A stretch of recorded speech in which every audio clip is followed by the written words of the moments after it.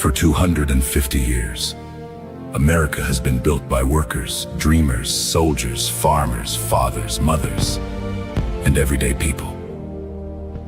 As we prepare to celebrate America's 250th Independence Day, join us for a special Gentlemen's Roundtable on Tuesday, June 30th at 7:30 p.m. Central, 8:30 p.m. Eastern, as we celebrate America, talk caps, and enjoy great conversation. Happy 250th birthday, America. Welcome to the Gentlemen's Roundtable.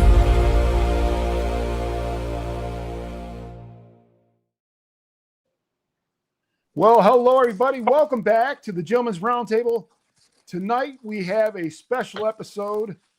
We have special guests joining us that are from different branches of the armed forces. And I, myself, in Reviews of Moose, I have got the 250th anniversary cap by Boston Scally. And what about you, Dubs? Yeah, Dubs Hat Hub. I'm wearing the Made in the USA Mulligan Gear Gang Boss. And I thought, what better way to celebrate 250 years with Made in America? So, Chad, first 508th Airborne on YouTube. I served with the 82nd Airborne, the first 508th, hence my channel name. I'm just wearing an old military booty cap with my jump wings on it. Anox on box. I am wearing the boosted brims America 250 Scally cap here. It's got the embroidery there, the eagle, and then the wings on the back of the American flag. So great cap, made in the USA by a small hat maker. Big up to Chris Gotti, boosted brims for this cap. I love it. looks good, man. Yeah, and our first special guest tonight, we got Harry. Harry, go ahead and introduce yourself and tell us a little bit about you. Greetings, everyone. My name's Harry. Most of my friends call me Shorty too. Retired Army, Star First Class, Cavalry Scout, hence the cool lid I got going on. Retired 24 years, Sergeant First Class. I actually started out in the Air Force. I did 5 years there as a aerospace ground equipment mechanic. 9/11 happened. The Air Force wasn't really doing much, but the Army needed boots on the ground. I said, why not? So I crossed over and made some history. Thank you for your service, First Sergeant. Yes. Cool. Thank you. Thank you. Thank you. I did not know he crossed over. That's cool. That is pretty cool. Absolutely. That's, it's gonna be an amazing episode tonight for sure. I mean, we're gonna hear a lot of stories, but also we're gonna be asking some questions in the chat. But again, I am very respectful for our military, and please keep it that way throughout the whole night. And I understand there's certain things people don't like going on, but this is not that night to do any kind of comments on that at all. We're here to enjoy the show and enjoy these gentlemen's stories and the times they served to keep our country free. All right. So with that being said, Harry, we sent you a little thing there, and here's how the guidelines are going to go for people at home. Each one of our guests is going to share some of their favorite caps, the patriotic caps. As far as their branches of the military, some maybe share some stories. It's totally up to them and what they feel comfortable doing, and basically what the patriotism means to them and keeping this country free. So, go ahead, Harry. Let's go ahead and start getting right into it, sir. All right. First, of course, I got to show Little Foreman come out to party with me. Hell yeah, little woman in the house. So patriotic caps, definitely my cavalry scout cap. You got to do what's called spur ride to earn the right to wear them along with spurs. And so for me, that was, a big accolade going through. And so on special occasions, I like to bust it out and rock it. The next one would be the coveted Brown Round or Smokey the Bear cap. I did do drill sergeant for 3 years. Nice. Loved every moment of it. It was great to see civilians coming in and molding them and shaping them to understand the basic fundamentals to send them off to grow and become the future leaders within the military. Can I ask you a question real quick? Where did you serve as drill sergeant? Fort Jackson. Cool. Oh, South Carolina? Yep. No way. As they say, relax in Jackson. But I guarantee if you had me as drill sergeant, you weren't relaxing. And then the next one that's really near and dear, my cousin made for me. Big Bills fan, so she did it in the old desert camo. Nice. And then Cool. when it comes to Scully's, I went ahead and got the grunt. I really loved the color and the texture, and I had to add 101st. Of all the Nice. units I've been to, that one is the near and dear to me. Seen a lot of action, lost a lot of brothers, so that one definitely is the unit I call home. And then the only other two ones I have that would be patriotic or military themed is, of course, my newest one here from Mulligan Hats, and that is the Mucros. I love it because it's got the red and blue Nice. pattern, but it's Yeah, not that's nice. out in your face. It's real nice, Yeah. casual. You can wear it with light clothing, whatnot, and dress up as well. And then the next one I got is the Sikorsky, a little bit darker tones, a little heavier. So Texas heat, where I'm at right now, not the greatest one to wear. That's that Harris tweed, but again, I love the color pop in that. It's not that real bright red and blues that we see other caps coming out with. So I really enjoy that. Patriotism means to me. That was a deep one. Again, serving 24 years, obviously I had to have some patriotism in me to do that. It's the ability to stand up and fight to protect the land that you live in and those that live in that land with you that you don't even know. You see them day by day, but you don't know them. You don't know what they're going through, but you're willing to stand up and protect them. That's what patriotism is to me, whether it be an enemy at the home. Currently, I'm a security officer at Memorial Herman Northeast, so I continue to serve in a security capacity, protecting those around me. Love every moment of it. Matter of fact, I just got off of work a couple minutes ago. So, like I said, I continue to live that patriotic way. And then military stories. I do got a really good one. It actually is kind of funny. I got blown up, but again, it is a funny story. We all see battle and combat. Like I said, I started out in the Air Force. 9/11 happened. I deployed immediately to Saudi Arabia. And then the next year after that, I went to Diego Garcia. But it really wasn't, it was like, I felt like I was in an air show. I supported the aircraft. They flew off, did their stuff, come home. I helped putting them back together. They weren't, no damage done to war or anything like that. The Army was needing some food to the grinder, if you will. So I raised my hand and went over, crossed over, no breaking service, and started out as a tanker. So I got to deploy to Iraq as a tanker. That was interesting, unique. Did that, and then came home, said, you know what? I'm not done yet. I want a little bit more excitement. They got the Cav Scouts. They're a bunch of rowdy bunch, dirty, crazy mustaches and such. That's me. Let me go. Did that, and I got to go to Afghanistan twice with them. But the first time I went was definitely the biggest, baddest one. We lost a lot of guys. We lost our commander before we even got on ground. He went ahead of us. And then we got there, but it was, full flame on. We were going to get after whoever it is that got our dad, if you will. And in November, we lost about 5 of them. Very tragic at that point. But the one story that we'll share is we're out on a patrol and I'm in a vehicle that gets blown up. 120-pound, what's called homemade explosive. Thank God they don't know the ballistics of bombs too well over there, and they don't understand that they take the path of least resistance. So they had it under a bridge. So majority of 120 pounds went away from us instead of up under our carriage. So we suffered minor damage, pulled the vehicles over, did what we've been trained to do, got out, pulled security, looked for the secondary device, and our newly lieutenant, this is his first time by himself. He's like, hey, I need a group of guys. We're going to hit this clot over here, which is basically a neighborhood house.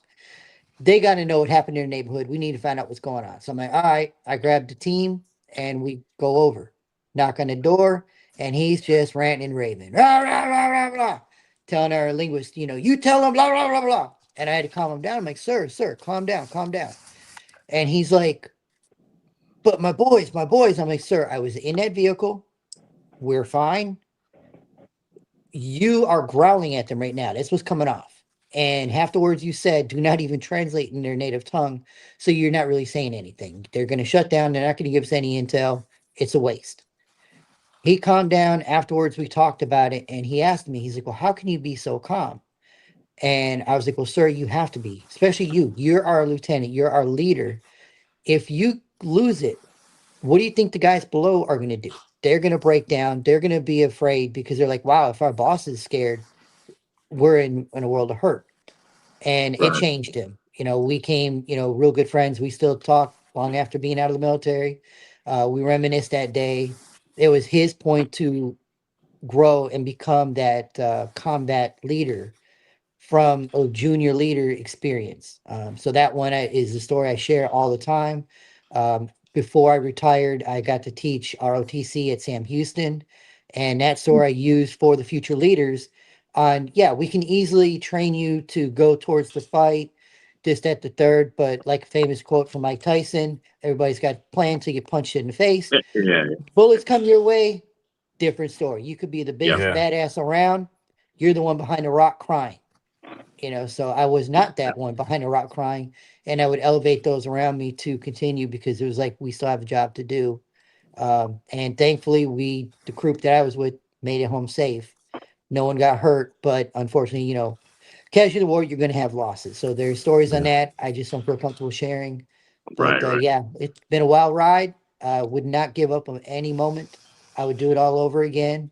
And like I said, you know, I'm really honored to be on the show to share what 250 really means to me and what I've done in America leading up to this magic point happening on the 4th. Thanks a lot, man. Thanks for coming on. Thanks. And appreciate you. And you ride with the vets motorcycles, right? Because he actually sent me some pretty cool stuff, some patches and stuff. Can you talk a little bit about that? Yes. So when I got out, whatnot, you know, my dad got me into riding motorcycles. Shorty, hence the Shorty 2. Shorty also. And so one of the motorcycle groups out there is the Combat Vets Motorcycle Association. They're not an MC, just an association, but it's a group of combat veterans. And if you served but didn't do combat, you could be a support member. And we just get together, hang around, swap those stories, elevate each other when we have our dark times, because those that serve know there's those periods that you just go dark and you need a brother or sister to pull you up out of that hole. And that's what we do for each other. And then our main drive is we are vets helping vets. So we are nonprofit raising funds to support vets in need, whether they be homeless vets or just they can't get around, they're, you know, injured and they just can't mow the lawn. We get together, get out there and cut the grass for them. I mean, something that simple. Oh, that's great. Yeah, I agree. And when you brought up Fort Jackson earlier, I've probably been to Fort Jackson probably 30, 40 times. And in the weekends, because we'd always go, I actually coached the South Carolina bowling team. Okay. And our practices were held on base there. They have 2 bowling alleys there, as you know. And they and once every while, they would actually be doing their testing where they're running and doing the little I don't know what you guys call it, but I call it an obstacle course on the side. And and those kids, I was just like, in Fort Jackson, I mean, in summertime, it gets to be about 100 and some degrees with the humidity. And much respect to those kids, but it was something to see. And Fort Jackson's probably one of the nicer bases I've seen as far as like as a pedestrian coming in. But it's when you said Fort Jackson, it brought back a lot of memories. Yeah. And then like talk about memories, the show we had last week when you guys talked about dad, it hit home for me too, because I too am a father. I got 2 daughters and a son. My dad served in the Navy. I served obviously Air Force / Army, and my son currently is a Lance Corporal in the Marine Corps. He's an aviation mechanic.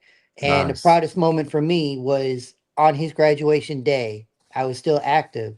I'm in my full dress uniform beside him, and I got my dad on the other side of him. So 3 generations of service members all together. And to think that there was 2 of us at one point in time serving in the military. While Love he's that. doing Dude. Marines, I'm doing Army. It's pretty cool. That's awesome. awesome, man. Yeah, that's awesome. So now my son elevated. He's not just my son. He's now my brother in arms because of what he does. So that's pretty powerful. Right. Yeah. Yeah, and that's just like what you saying with military and people that are police officers, how it just runs in the bloodline. Got Tim Placilla, who is a firefighter. His son's following his footsteps. He followed his father's footsteps. That's cool. It's awesome. Yeah. It's awesome, and it's one of those things that it's getting more rare and rare. Unfortunately, yeah. So you kind of cherish it more and more the more you see it. But yeah, it's you got a lot of fans on here, Shorty. So everybody's thanking you for your service. And it's great story you shared as well. Because I can only imagine how I would be like in a situation like that. And that's great. And any of you guys have any other questions for Shorty at all before we go on to our next guest?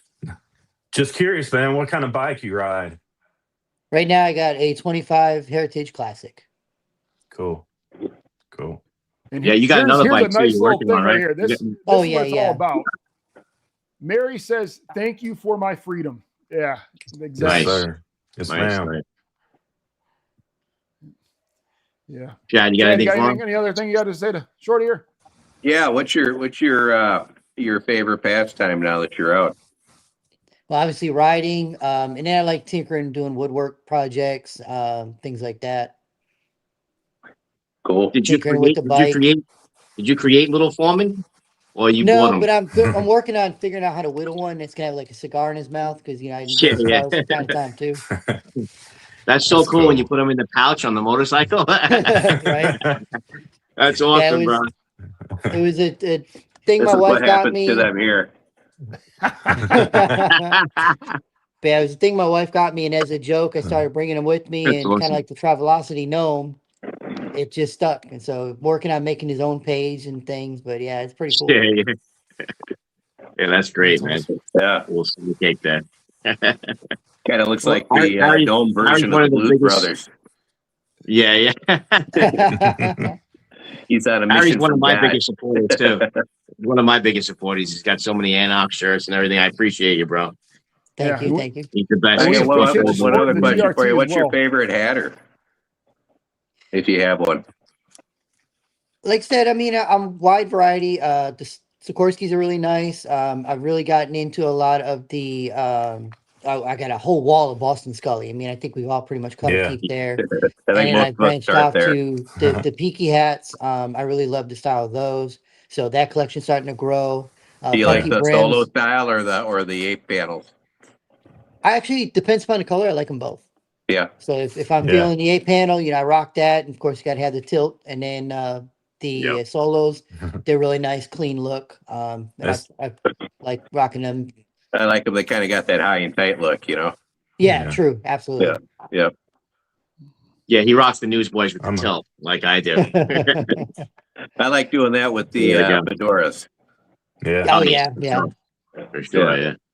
I'm a big fan of the Peaky hats too, man. So yeah, I really like their solo style caps. I agree. Yeah. I'm a huge fan of their solos for sure. And then of course after the Mulligan episode, I was like, being he's former military and whatnot, I had to get one to support him, and I got to get one to look out to get. Yeah. Before he gets taken out by something in the woods. We don't know how much longer we're going to be able to buy from them. Well, I mean, it's great. It's great when people don't know or never got it, and then from an episode of ours, they get introduced to it and they get motivated. Yeah, that is so cool, man. Yeah, that's cool. Well, Peaky Hats watch now. They gave us a nice little pound. What's going on, Peaky Hat? Ryan or Ryan 2.0, whoever that is. What's up? Yeah. What's up, Ryan? One of the Ryans.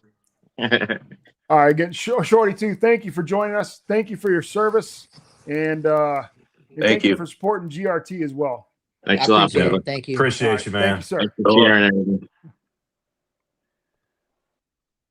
All right, so our next guest is already in the lobby here. So, but yeah, a great story. I'm glad that he felt comfortable sharing stories like that. It's like I said, we're not trying to push it on anybody or anything like that, but Our next guest, Kevin Keating, he's waiting in the lobby. We're going to go ahead and bring him on now. And everybody give a warm welcome to Kevin here. Keats, we're going to teach by Keats. How you doing today, Kevin? Doing very well. How What's is up, everybody? Kevin? How is Keating everybody? knocking me off some box, House of Pain. There we go. He's repping. Loving that handlebar mustache. Cool. Oh, thank you. Yeah. Thank you. Well, my military background is in 1980, I joined the Delaware National Guard, and my initial enlistment was in airport rescue firefighting. And I'd already been a volunteer firefighter 2 years prior to that. I joined when I was in high school. And then I owe so much to what the military did for me. First of all, I got outstanding training. So I was in from 80 to 86 in the Air Guard. I got out, had a couple senior guys try to talk to me about if you're not happy here, go to another shop, go to another guard unit. And of course, when you're 24 years old, you know everything. You don't listen to anybody. So I got out and, I missed it a lot.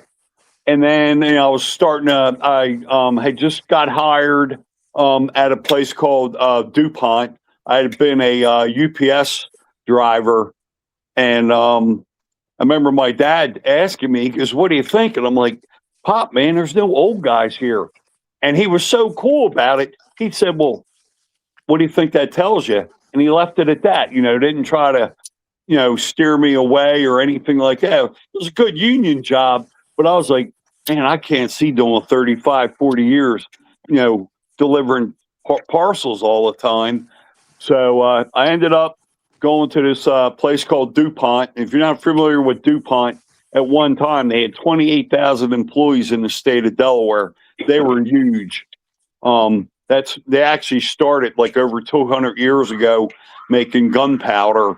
And then they were used chemical company, and then they kind of got out of chemicals and got into like a lot less hazardous stuff, but they're still around. So I ended up working for them starting in 84. And then in 1990, when Desert Storm kicked off, that kind of got me, fired up about going back in. So I got married in April of 90, and my father-in-law was a career infantry, and then was also down with the 3rd Infantry down at Arlington, Fort Myers. I've spent some time there at the Honor Guard. Yeah, that he was in the honor. He wasn't at the cemetery. He was at the White House when they used to do the White House security before the Marine Corps they took do it all that over. stuff for everything around there. And then my wife's godfather, who is my father-in-law's brother-in-law, they were both career infantry, and they were both down at Washington together. So, we hit it off right away. Great guy. How many people get to say that your dad's really a good guy and your father-in-law's a really good guy? So I like, it was like, double coin there. So I went back and I wanted to go back in the fire department in the Air Guard, and they, there was a waiting list. So they said, "Hey, we got this thing called aerial transportation, where you'll become a rigger for doing parachutes and, not personal shoots, but cargo shoots." So I did that for a while. It was really cool. Got to really do some really cool things. And, but I was really waiting for my chance to go back to the fire department. And that opened up, I think it was 99 or 2000. Might have been, 99 or 2000. Went back with those guys. And at the time, when you were in the Guard or Reserve, it truly was, 1 weekend a month, 2 weeks a year. When September 11th happened, by the 12th, that went out the door. So in March of 2002, I had to go back to Goodfellow Air Force Base to recertify and rescue. So that was 3-week rescue class. So went down there, got my recertification done, came back, and everybody's volunteering to go everywhere. And it was crazy because we would have like the requests would come in like 8 o'clock in the morning. If you didn't have somebody that had your information ready to put you down, the spots were filled up. So in the meantime, Operation Noble Eagle had kicked off on the 12th of September, and that was for Homeland Security. And they had a big thing down in D.C. So I put my name in under that for what's known as Individual Mobilization Augmentee. So I got picked up for that. So I went down to Andrews Air Force Base. I was assigned, but I did all my actual work at the 175th Fighter Wing. They had just their A-10s had just come back from Afghanistan, and they were doing combat air patrol over the capital. So coming out of the Delaware Air Guard, we were the 166th Air Wing. We were Air Mobility Command. The 175th was Air Combat Command, and that was like a whole different world going down there working with those guys. And they had some couple incidents where, people trying to get up to the A-10s. And then I'll tell you a real funny story. We were down there one day, and me and another guy were out on the flight line. We're doing standby. They had a bunch of A-10s every 2 hours. Two would leave, two would come back in. And we're at the standby position. And all of a sudden, we look over, and it looked like every police car in Baltimore County is like 20 feet away from us on the other side of the fence. What happened was a bus driver was in between runs, a school bus driver. He pulled over to take a little nap. Well, security down there was so tight, and he was right next to the automated system that the pilots get all their information for when they're taking off and landing. So right away, they thought, something bad was going down. Yeah. So, of course, like being good firemen that we are, we're nosy as hell, looking what's going on. They get the SWAT team out there. And like I said, it looked like there was every cop in Baltimore County there. Some poor bus driver taking a nap in between school runs. I never laughed so hard in my life. It was, thankfully, it wasn't anything ill. There were some other things that went on that, I don't know if I'm allowed to talk about, but, it was a really interesting place to be. And I was lucky. I met some really great people. They drew people from all over the United States to there. And then right before Operation Iraqi Freedom kicked off, all the IMAs got called into a meeting with the base commander, and we're like, hey, well, just letting you know right now, if your orders go past, I forget what it was, the beginning of February, he said, we're extending you for the duration. And they went around the room, and, to everybody's credit, I don't think anybody there ever said, nah, I can't do that. Mm-hmm. So I really wanted to stay, but my orders broke. And it was like a week later, Iraqi Freedom kicked off. So I went back, ended up doing just over 29 years. And the only time that we had a non-voluntary activation, I was due to go, and I was a master sergeant. And the two other master sergeants, they're like, hey, can we talk to you for a minute? And to their credit, it was a come to Jesus meeting. They're like, man, dude, isn't your wife kind of sick? I'm like, yeah, but I talked to her, and she wants me to go. And they're like, nah, dude, man, think about that. You're gonna be 7,500 miles away on the other side of the world. Something bad happens. So I'm glad I listened to those guys. I went and met with my commander, and he's like, Sergeant Keating, I really appreciate that. He said, but the rule is if you don't go and you got enough time to retire, you got to retire. And I'm like, fair enough. And I'm telling you what, I am forever ingrateful to those two master sergeants, because my wife died 7 months later, and I would have been in, either Iraq or Afghanistan. And, when you deploy, they tell you, if you have a family emergency, we will try to get you home, but there's no guarantee. So, right. I mean, she went into the hospital on a Wednesday, and by Saturday she was gone. So If I would have My deployed, sincere I don't condolences. think I would have been back in time, and that would have fell on my two kids, and I would have never forgiven myself for that. Absolutely not. So, but yeah, like my big thing with the military is, I went in Air Force Fire School, one of the best fire academies around. And then because of all my certifications I got with the military through the Air Guard, I end up getting my dream job at DuPont. I worked there for 41 years, and a little bit more than 20 of it, I was in the firehouse. So I used to laugh all the time that, like, I go to work and I love what I do, and I keep waiting for somebody to pop out of the closet and go, aha, we knew you guys liked this too much. We're going to move you somewhere else. But, it wasn't. But, and again, a lot of that has to do with the training and the deployments and the people I met through the military that really set me up for when that job opened up. I was picked for it. Awesome, man. Thanks for sharing all that. My condolences too. Yeah. Like I said, it was, my father-in-law grabbed me one time because, he goes, I know you're all pissed off about September 11th, especially with all the cops and firemen that were murdered. He said, but he goes, I'm going to lay it on line. He said, man, you're 42 years old. He said, if they want you to go, you go. He said, but don't go poking the bear.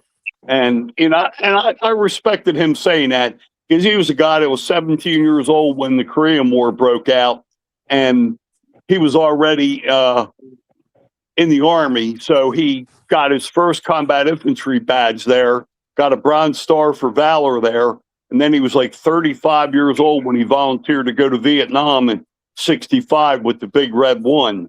So that was a guy that, really, he walked that path. So when he said that to me, I'm like, you know what? He knows better than I do. So I was glad I listened to him. So I was able to get one deployment for Noble Eagle. I really wanted to go to Afghanistan because that was directly related to September 11th. And I'm still pissed off about that, what happened, 3,000 people, but especially 343 firemen, 23 New York City cops, 37 Port Authority cops. And since then, there's been like almost 400 firemen have died from cancer from 9/11 up there. So sorry, I'm getting a little off topic. You're fine. Here.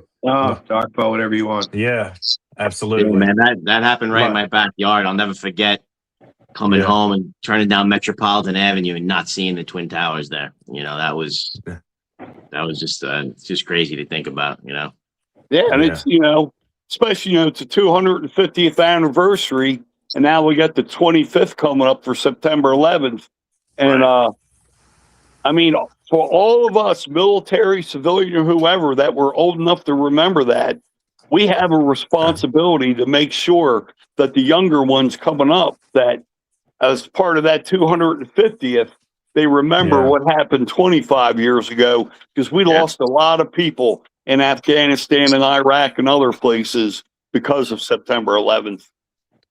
Yeah, and now you mentioned how there was so many people enlisting after that too. Yeah. Oh yeah. I mean, I'll always remember where I was at that day. It's like, yeah. And the thing is like that devastation tragedy, it brought the country together. And I remember people having those flags on their cars. It was every car, every car. Oh my gosh. Yeah. You wish it was still like that, really. You really need that now, for sure.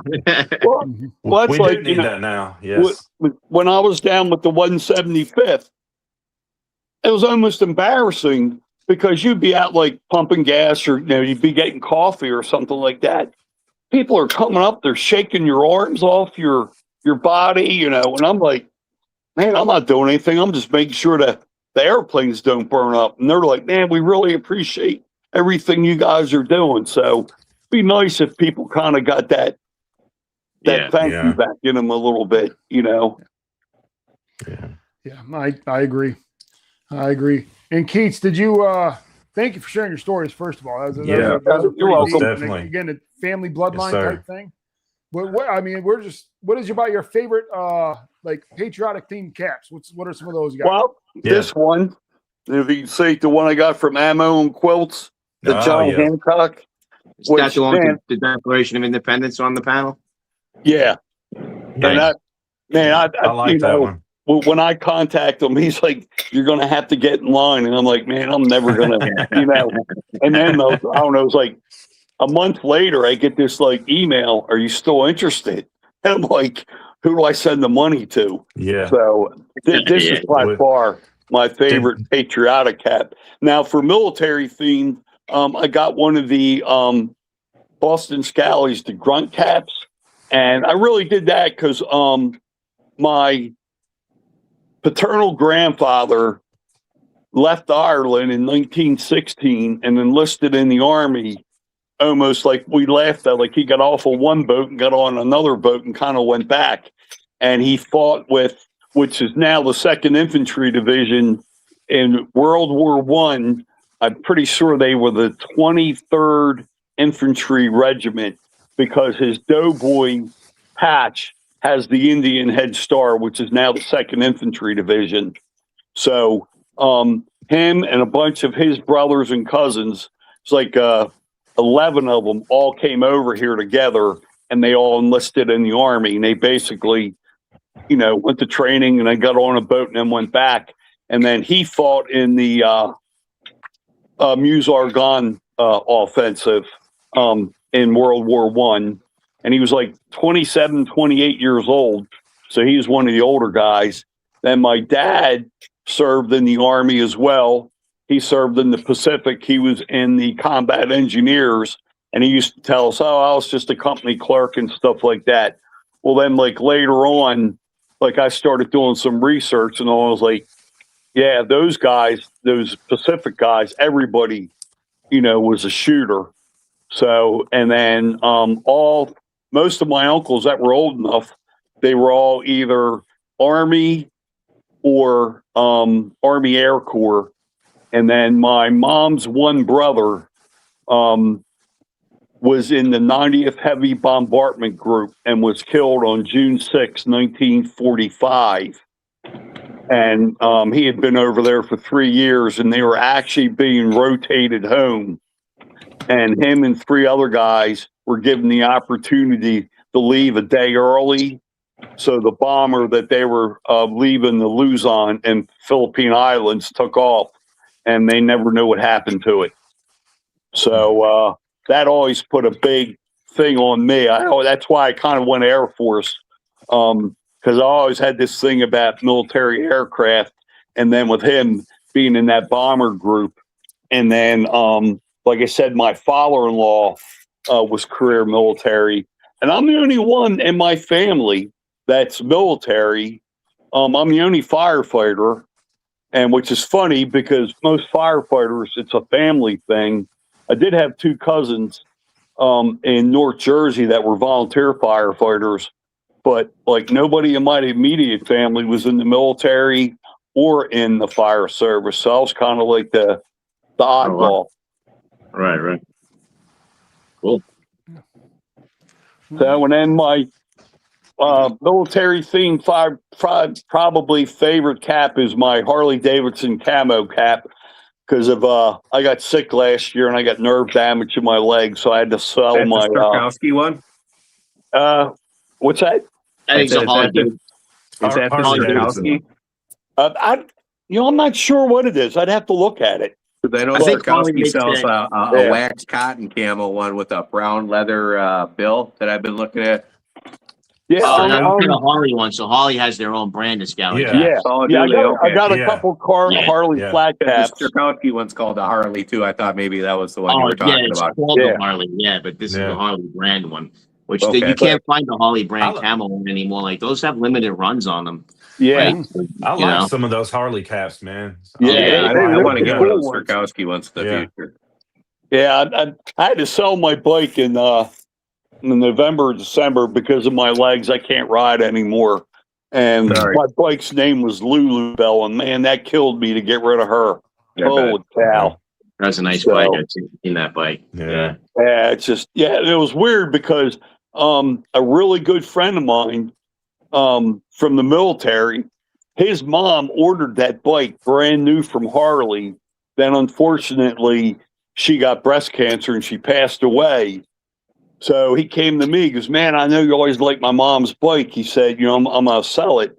And at the time, like, I think my daughter was like a freshman in college or something. And my son was like right behind her. And I'm like, man, dude, I really can't afford it right now. So a good friend of mine from the firehouse bought it.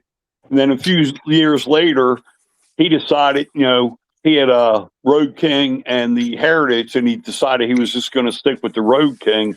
So I ended up getting the bike I always wanted, which was like kind of cool. Like the circle was completed by being able to get that bike. Right. Yeah. Me and Moose went to the Harley shop in Broken Arrow and made me want to buy a new bike, man. And Ant beat me to it. He got one, so I'm feeling left out. Bike looks nice. Yeah. Yeah, you were going back and forth between the Indian, right, and the Harley Dubs, right? Yeah. I like those Indian Scouts. Those Scout I do bombers. too. Yeah, I wanted to get a some bobber. nice bikes now. Yeah. The Scout Bobber is a very good bike to start off with, because you don't want to start off with something too crazy, It's definitely a great bike to start off with. I like that stripped down look too. Yeah, so do I. I like the stripped down.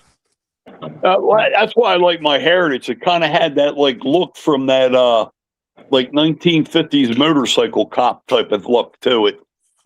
right. Which I always like, kind of like that thing. All right. Keats, we appreciate you coming on. Thank you for sharing your story. Sir. Thank you for your service. Thank you. Appreciate And, you. Yes, sir. Love the stories. Real quick, I got a real funny quick story. All right. Joe, President Biden is from Delaware. So he would always come into the guard base. So when he was vice president, President Obama came in for his mother's funeral. So I was on like 4 days of active duty to support that. So the motorcade leaves and they said, they should be back around 2:00. It's like maybe like 12:30. And they call me on the intercom. They're like, Master Sergeant Keating to the alarm room. So I'm in the ready position, which in the firehouse means you got a cup of coffee and your feet are up on the table. And I go down to the radio room. I'm like, what's up, guys? They're like, something's wrong. The motorcade's coming back. I'm like, yeah. And he goes, they're coming in pretty hot, which means fast. So they go by the firehouse and the Beast, the one limousine that the president uses, it's blowing smoke. So they pull right into the engine bay at the firehouse. It overheated and caught the engine on fire. So I got two young firefighters. I got my hand on each of their shoulder, and they each got extinguishers, and they're like chomping at the bit. I'm like, hold on, I don't want anybody to get shot here. And I asked the one Secret Service agent, I said, can these guys use these extinguishers to put that fire out? And he's like, do whatever you got to do. And I actually got pictures of that somewhere. I'll have to dig up and I'll send to you guys. Because for the longest time, I'm like, I don't think I can post these anywhere because I'll probably go to jail or something. I don't know. Because like people at work, they're like, is that the president's limousine? I'm like, there's always two of them, but that's the one. So I never even knew it was called the Beast. That's funny. Yeah, they call it the Beast. Yeah. So anyway, that was my funny presidential story. Well, thank you for sharing that. Thanks for sharing. Thank you. Thanks for coming on. Yeah. Yes, We sir. definitely Thanks can a use lot, that brother. story right now because it was definitely an enlightening. Thank you for sharing. That was funny. Yeah. Again, thanks for joining us, Keats. And Thanks a lot, Keats. yeah. Take care, man. We'll see you. Thank you again. What a great guest that was. that story was pretty good. Yeah, that was perfect timing because it was getting pretty serious there for sure. And This is our for next Chris. guest we have waiting Chris in the came lobby. on, told me to put on the cap the front way. So I'm going to show that to Scotty. So we got Let's Casey put the about to wings join on the us, back then, bro. and we're gonna go ahead and bring him on. Good evening, gents. How AKA y'all doing? Mumbles.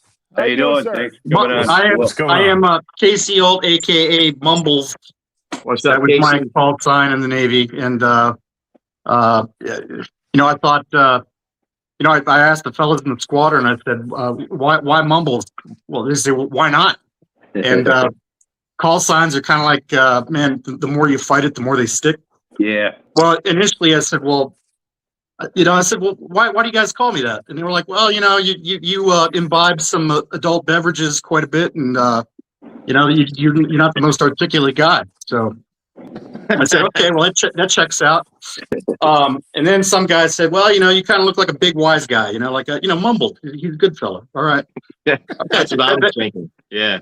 That checked out too. But then come to find out, man, these guys, this is how mean naval aviators are.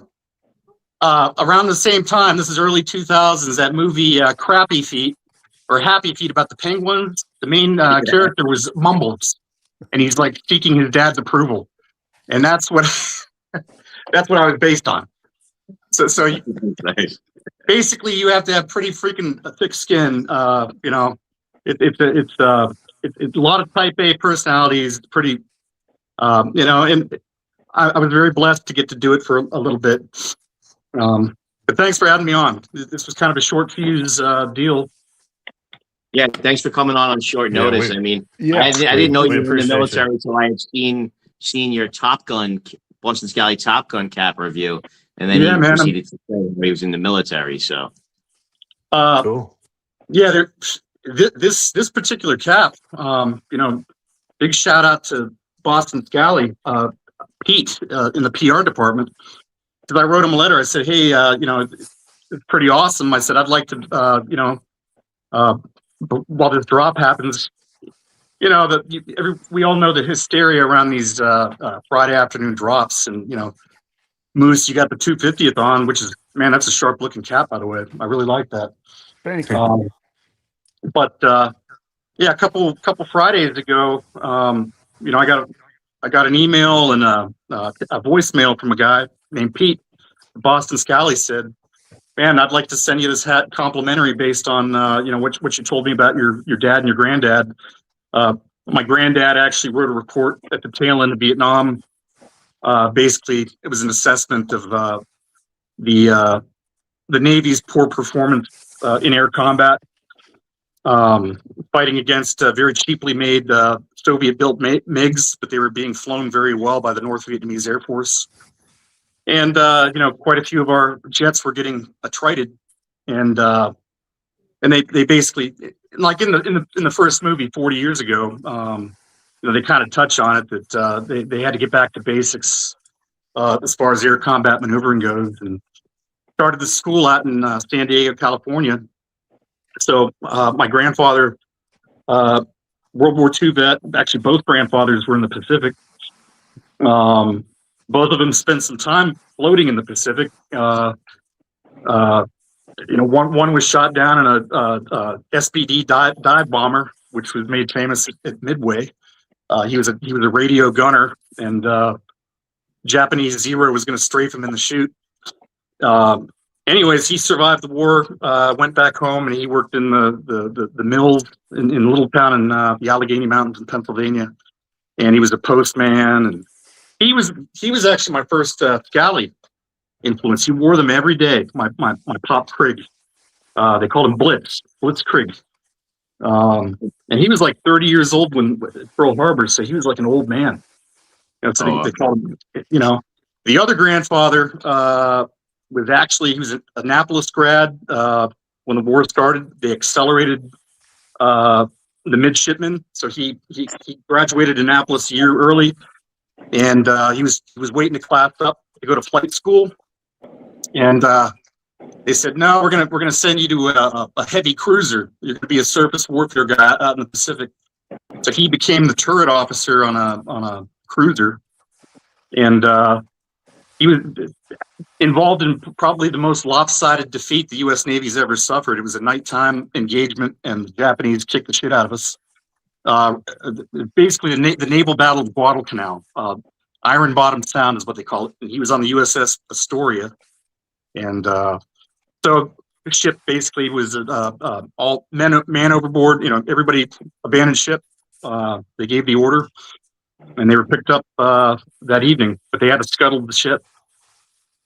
That grandfather ended up going, getting his wings at the very tail end of World War II, and then Korea came along. He flew A-1 Sky Raiders. Basically transitioned to jets, then flew everything in the 1950s. Air Wing Commander, and then he was not a very politic guy. He was very abrasive and you know, old school. And you know, he was told, he was like, "Hey Frank, you're never going to make admiral, which is why you're the man to write this report. We need somebody that's gonna it's not going to sugarcoat anything to write this report and be as brutally honest as you can." And so one of the things that came out of that was Top Gun, which you know, they started that in 1968, and by 1972 the Navy's kill ratio had improved quite dramatically. So yeah, so then my dad, you know, he ended up following in his dad's footsteps. My dad started off in the F-4 Phantom, which was a big, mean-looking jet, Vietnam era. Then he got to transition to the mighty Grumman F-14 Tomcat in like the year I was born, 76. Nice. And that thing was like the freaking King Kong fighter. And so I'm wearing my Tomcat Anytime Baby. This is actually the one of the Boston Scally pins that come in the set. Oh, that comes with the Top Gun cap? Yeah. And, Oh, you know, okay. the pins that sold out in 20 minutes or something like that. Yeah. Moose can complain about that. Well, you know what, man, I picked up a couple sets myself, but you know, I've given a couple away. I actually, you know, I'm not one to kiss ass, but I actually, my boss is a former submariner, and he was a missile boat, ballistic missile submarine captain, and he's like no nonsense type of guy. And I was like, man, but he's a golfer, and you know, he's bald, and I'm like, man, he needs a cap, he needs a Scally cap, and he actually went to school in Boston, Tufts, I think, and so I left that on his desk. So hopefully he likes the Top Gun cap, you know, submarine guy. But anyways, yeah, so my dad actually attended Top Gun late 70s, and yeah, my dad was he lived that type of life, and we moved around the country an awful lot. It's kind of tough growing up as a military. They call you a Navy brat. You know, you grow up. It was tough to adjust. Yeah, man, I don't know. I moved up from South Texas. My dad was a squadron commander in a jet training squadron down there, and we moved up to Northern Virginia the middle of my junior year in high school. And you talk about a culture shock. You know, going from South Texas to right outside of DC. Yeah. You know, but it kind of comes full circle, man. It's funny like that because, you know, I ended up getting to go to officer candidate school just before, you know, this is February of 01. So by the time September 11th happened, man, I was in ground school in primary flight school outside of Pensacola, Florida. And very vividly remember that day. I can't get over it. You know, it's been 25, quarter of a century, man. Yeah, that's crazy. It's so crazy to think about. And yeah, I mean, that was right in your backyard. I'm sure you probably saw the plumes and everything. Yeah, it was crazy. Just, I mean, I remember, you know, I remember everything about that. You know, my brother lives on Newkirk Avenue in Brooklyn, man, and I'm coming up this weekend. He's about half a mile south of Prospect Park. So, but anyways, walking that neighborhood, there's a firehouse right there of guys that responded. Yeah. And it's just insane. But so yeah, fast forward. I'm sitting in flight school.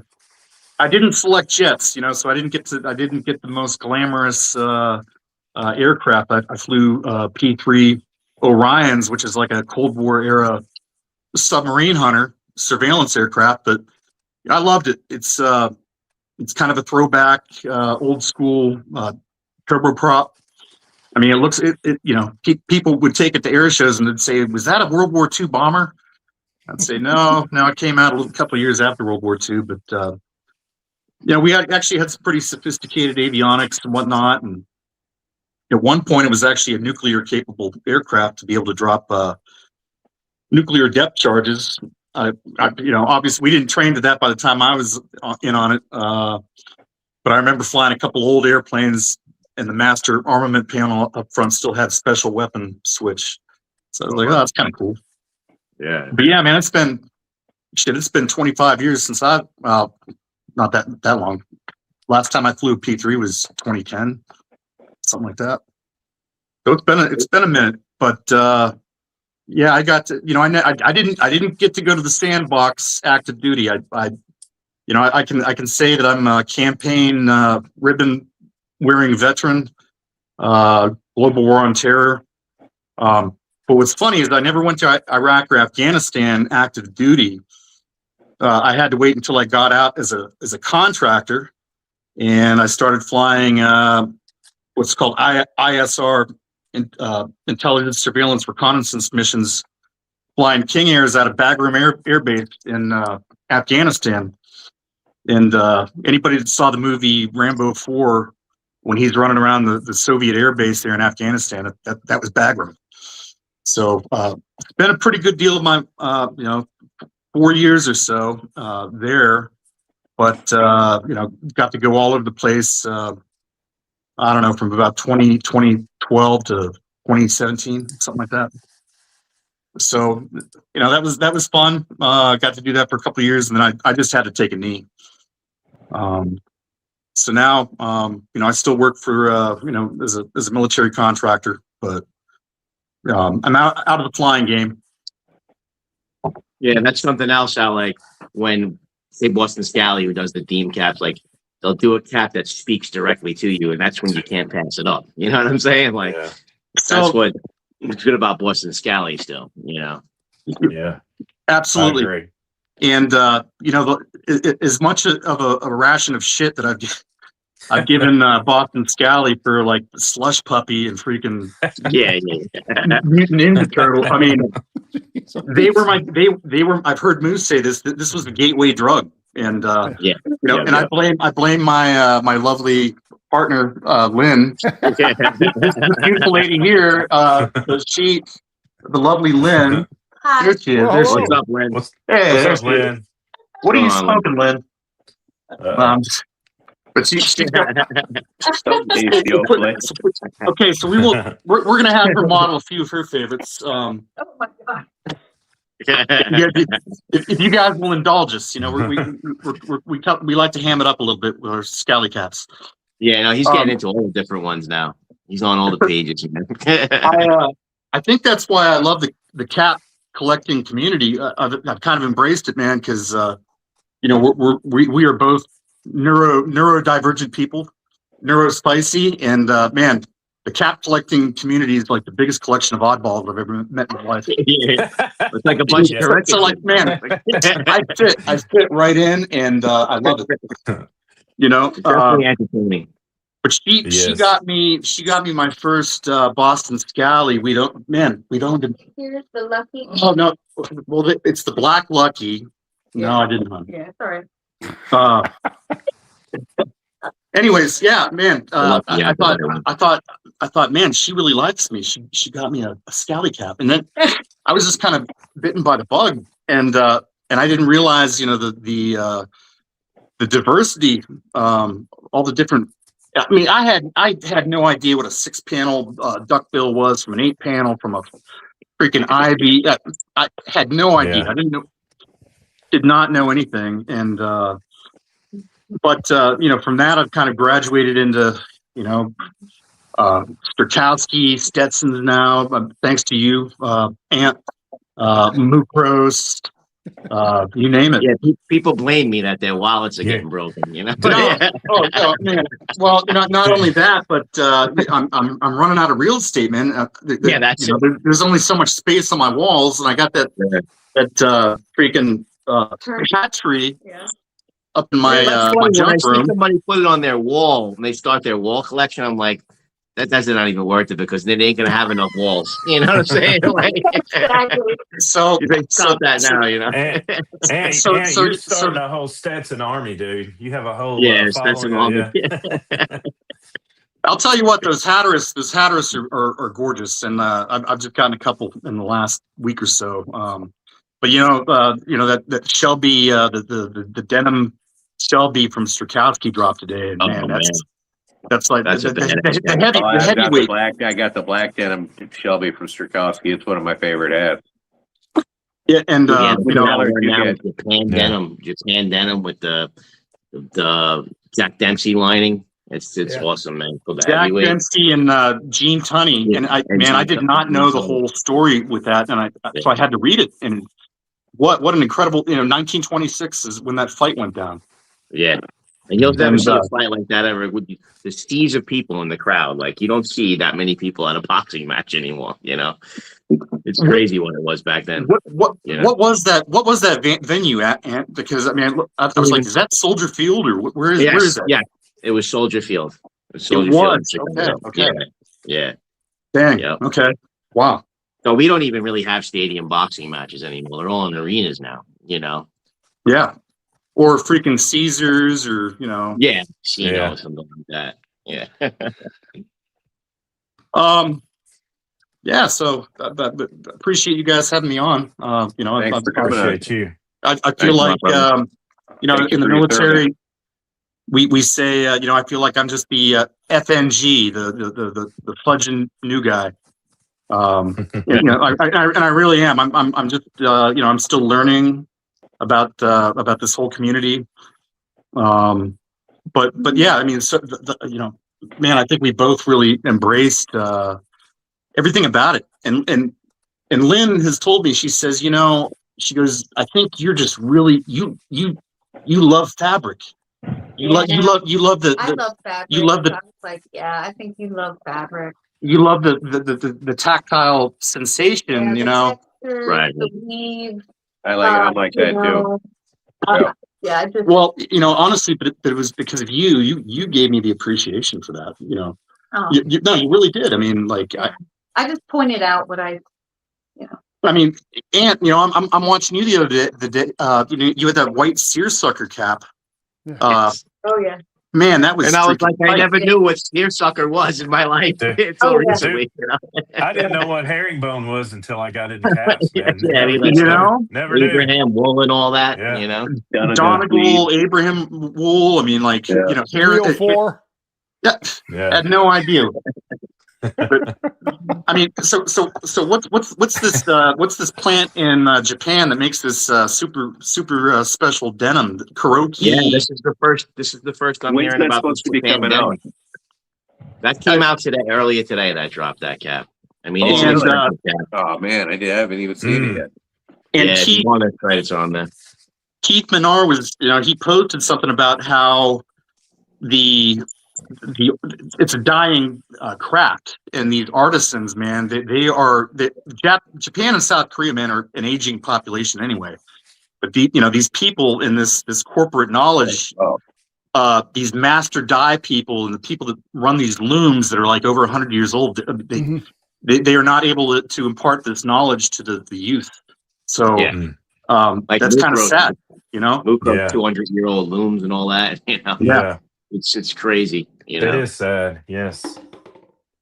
I just stuck it in my cart. Yeah, there's two of them, Chad. There's the one that's the heavyweight, the leather trim brim. I like that one. And then there's the Buster. The Buster is an old one. That's the Ivy flat panel is the Buster.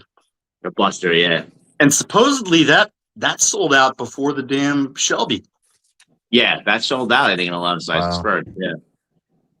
Well, it's got a better price They point. got every size of it right now at the Yeah. Shelby. The Shelby still in stock, Chad?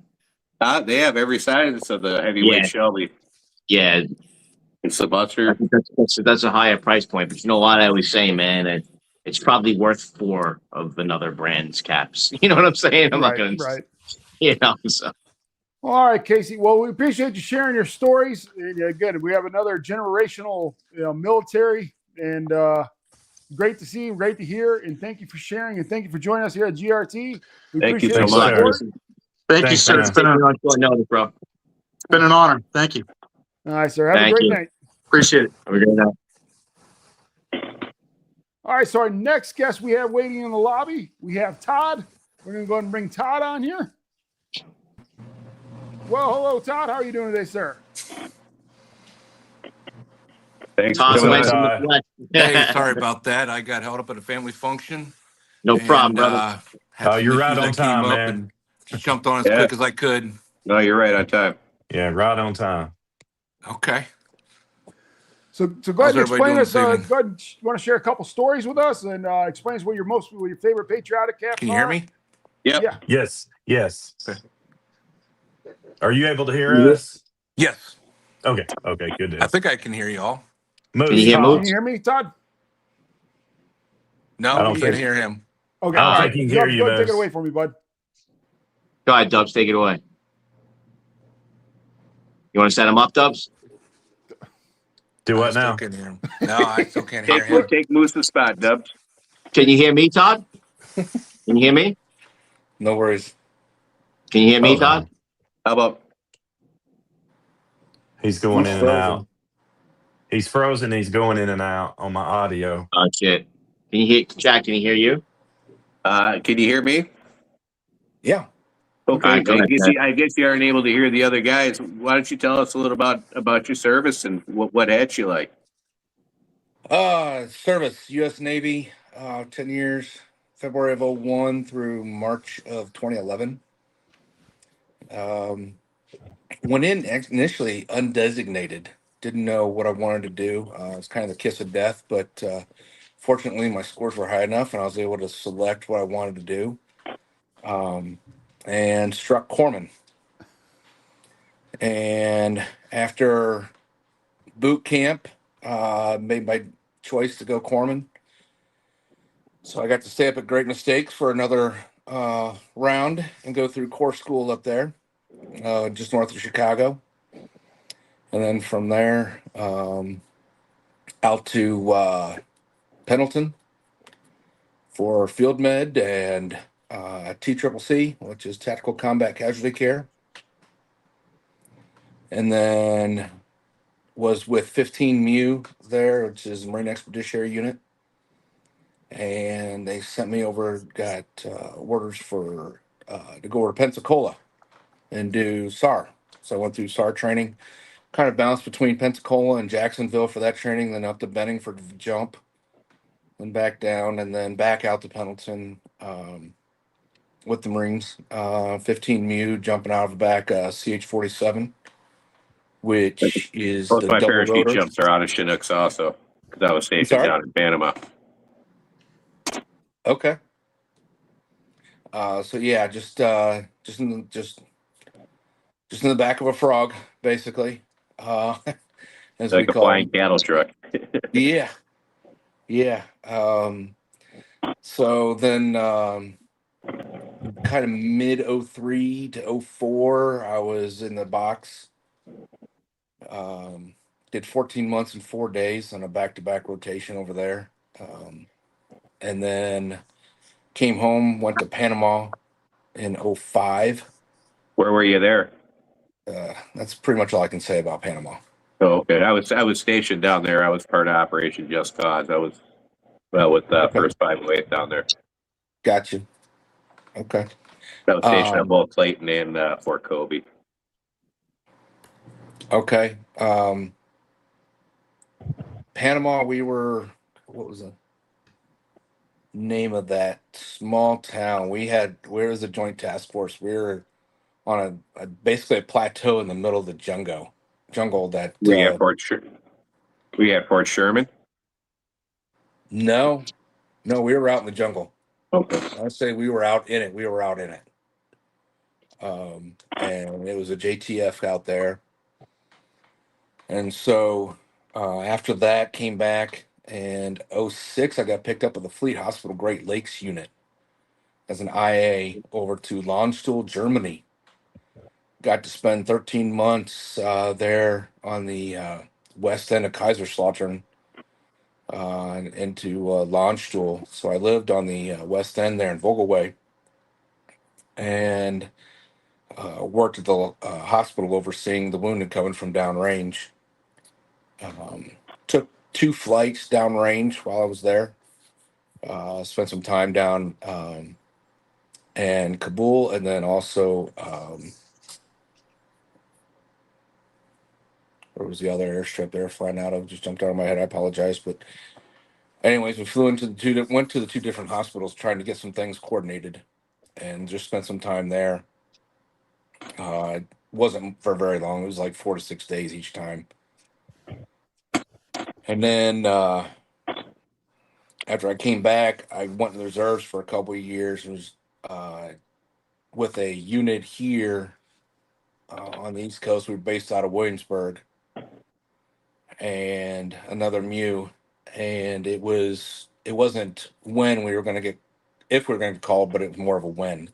We were on a 48-hour notice, and my 10 years came up, and I looked at my wife and we had a discussion. I'm like, listen, I said, if I go any longer, I'm staying for the full 20. Right. And she's like, you've done enough. Because, it's kind of one of those, been there, done that. In that rotation in the box, it was 7 months in the 47 and then 7 months on the ground. So sorry, dog in the background. But then came back and I got out in 2011 after 10 years. So that's pretty much sums that up. Kind of been there, done that. Got some things to show for it, but that's about it. Can he hear you, Doug? Favorite caps? I've got 4 actually. Obviously, I'm wearing the ammo and quilt. Yeah, I like that one. That's a handsome cap. Yeah, it's a nice cap. I might have been a little too picky with Fritz on this, but God bless him. I kind of had something in mind when he sent me the first one, and it wasn't quite what I was thinking, and so we just kind of talked about it and kind of gave him a little bit of things that I would like to see in the cap, and he came back with, I mean, it's a knockout. And Don't tread on me. I don't know if you can That's see nice. it very well, but Don't tread on me. Panel's nice. I mean, it is a beautiful John Hancock. I like that. Yeah. Each one of those is a unique piece. He really knocked it out of the park with this one. The others that I picked up, I think Chris is doing a great job of funky brims, and so I like his 1996 with that they put out. This is the Newsboy patch Newsboy that they did. And then I love a lot of those collabs I drew with Hales. I've got some really nice ones. They're really kicking out some nice caps. So that one, and then I did get the flat patch. Okay. Which is a banger. That cap looks good on you too. Thank you. I don't wear a lot of flat caps. I've kind of drifted more into the Newsboys. Heard y'all talking about the Cirque drop that happened today, and by the way, the busters have all been restocked. Last I checked, so all sizes are available. Nice. And then the last one was kind of a gift. I don't know if you call it a little shout out to a buddy of mine, Rod. You all know him. Mm-hmm. With Craft, yeah. Having his grandson Monty ringing the bell this past week, which was awesome. That's awesome. and Very much. Yes. yeah, Be strong, and baby. he had I had done some things, and he felt that he needed to gift me, and he kind of paid it forward to me with his Top Gun out of BSC. So Cool. it kind of reminds me of the workshop that they do Yeah. with the different panels on it, but it is kind of unique in its own way. Yeah. So those are my four better or worse top caps for my 4th of July and the 250. And it's gonna be interesting this year to see how things go. I hope they go off without a hitch, but I just hope they do. Yeah. Understand that. Yeah. I don't know if you can hear me Yeah. or not, guys, but if you guys want to go I ahead and ask can't me a hear couple anybody. You can hear me, can't you? Can Yes. Okay. Can you hear me now? All right, well, tell me what you want, and Yeah, I'll he relay can it hear to me. You them. got any other questions? No, That's I fine. don't know. Can they hear me? Give me a thumbs up. If you can Yes, hear me. they can hear you. Yeah. Yeah. Sorry about the dog. I've got a big boy. You can hear him. Somebody must be out front. He's a Connick Corso, and he's about 3 years old and about 145 pounds. So sorry about that, yo. No, you're good. You're good. That's all right. I'm a dog lover. I That's don't mind. life in the house. You can kind of see his pen. My office kind of shares spot with his pen. So here, I'm gonna. I'm a retired animal warden, so I love animals, all animals. What kind of dog is it? What kind of dog is it you have? Well, I've got the big one is Connick Corso. Okay. He was asleep back here on his bed. He's got in his pen an old twin mattress. It's not actually that old, but it's a twin mattress that we put a cover and a blanket on, and that's his bed. I mean, he takes every bit of it up. And then we've got two little rescues. One's a rat terrier. She's about 11 years old. She's kind of the queen of the house. All of maybe 15, 20 pounds. And then her muscle is our border collie, Bella, and she's 6. She's all about 35 pounds. So Nice. so yeah, she's kind of the alarm in the house. Finn was just kind of happened to be up by the front door, but usually Bella's the alarm and Finn's the FAFO. My German Shepherd, you can only see his feet, but he's laying by the front door. And Yeah. I think dog is made here. But Finn's paws are every bit as big as my hand, if not bigger. And if you know anything about the Corso, he could literally snap my arm in half if he wanted to without thinking about it. Big dog related to the Neapolitan Mastiff. Mm-hmm. So, but Chad, if you want to go ahead and ask if you guys anyone else want to say, but thank you for kind of me in a nutshell. I'm married for 28 years. I have 2 kids. My son, Congrats. Thank you. He's 21, and his girlfriend just celebrated her 25th birthday today. Nice. So that's kind of where we are, and my daughter's 19, soon to be 20. What state are you located in? We're just north of Atlanta, Georgia. Okay. Up and coming. Okay. Yeah. So there's a few around me. I've caught up with a few of the guys that I've met through the different pages and everything. Walker's here and coming. So D-Dub Walker. You guys probably see him on the pages. Good guy. Yeah, he's on the show. Yeah. And then just some of Lolly. His son performs all over the place down here. Sings and plays in the band and everything. And so, yeah, I met up with him and watched his son perform and shared a few beverages and got to know him and his wife, and that was fun. So That's cool. Yeah. Nice. The meetups are cool. The community meetups. And it's a nice, cool 93 degrees. Yeah, Um, but my central air is out right now, so it's over 90 degrees in my house. I'm just dying. We have a new unit being put in tomorrow. God bless you. I know there's a big heat wave going through even the Midwest right now. Yeah. Yeah. And then, yeah, we've only got about 75% humidity. So it's hot and sticky on the outside. My wife thinks we keep our house like an ice box. So I I went like through to basic training in AIT That's what down I'm in doing. Fort Benning, Georgia, through the summer, so I know how hot humid it can get down there. yeah, so you could relate. Yes. Yeah. I was fortunate, just I went through boot and everything right. I think it was in the fall, summer to fall, because it went, from boot camp to corps school Sure. there at Great Lakes.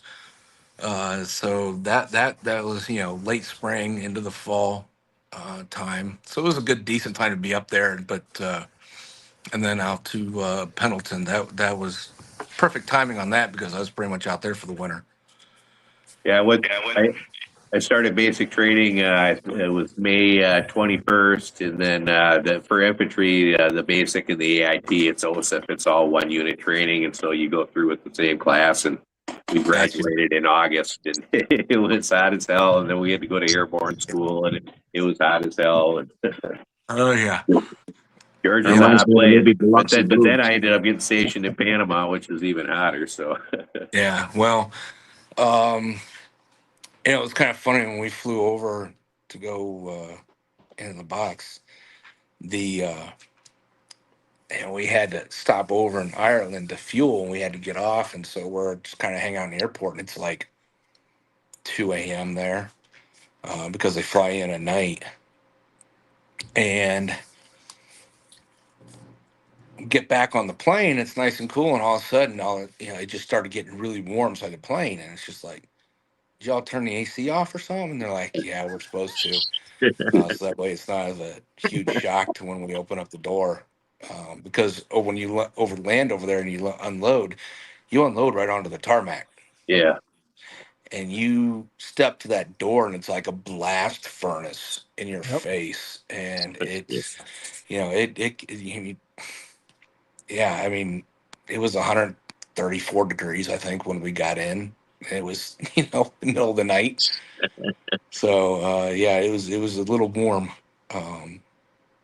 So yeah.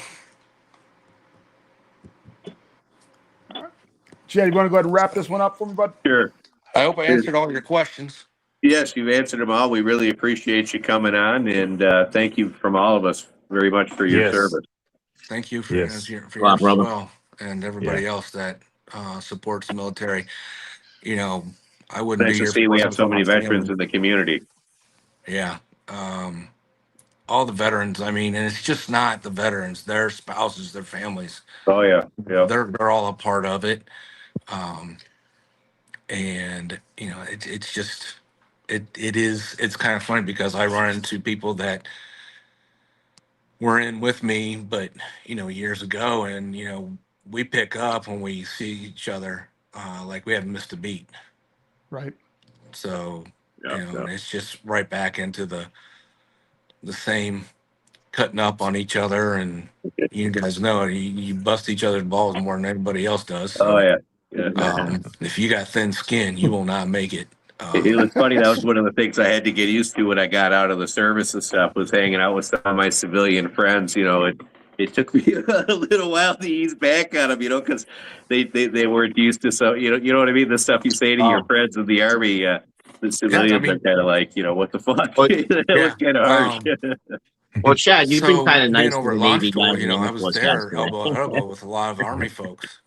We had, the patients would fly in from downrange into Ramstein, and then they would get transported on basically the old school buses that had, like you see on MASH. Yeah. The patients coming in, Yeah. still doing them, still using them. School buses Wow. that are painted green with a white circle and a red cross in the middle of it. And I'm just like, Wow. really? That's We straight out haven't of Mac. graduated beyond this yet? you know. And so yeah, it was that was interesting. In my time over there, in the 13 months that I was in launch school, we had over 10,000 that I personally saw that come through there as wounded. Wow. So quite a lot of people. I was a team lead in what they call the Deployed Warrior Medical Management Center, so the DWMIC, as it was known, and that was my job. I oversaw all the wounded coming from downrange. Worked with bed manager, triage nurse, and doctor to find out, who's going to be the primary care.